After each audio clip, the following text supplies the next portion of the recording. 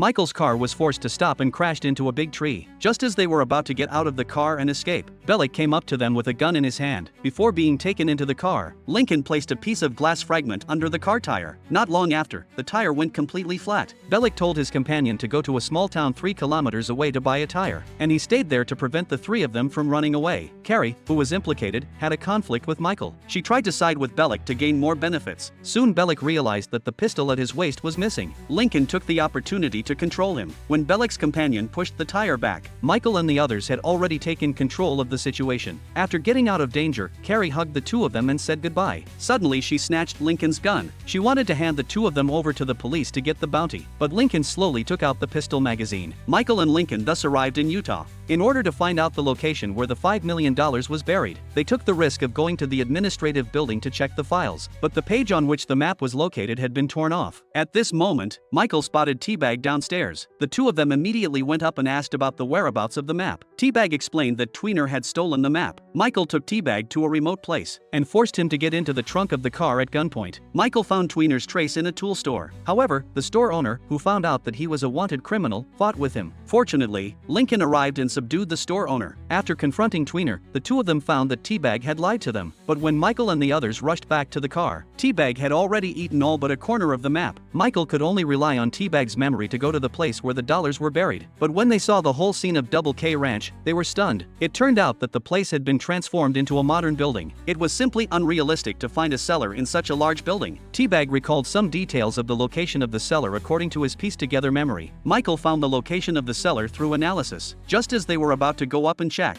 a woman came out of the house. In order to enter the house with a legitimate reason, Lincoln decided to damage the electricity meter of her house. Then Michael pretended to be an employee of the power company and knocked on the door. After pretending to check, Michael said that he needed to dig up the floor here. Just as they were about to start working, Benjamin and Sucre, who had escaped from prison together before, walked in.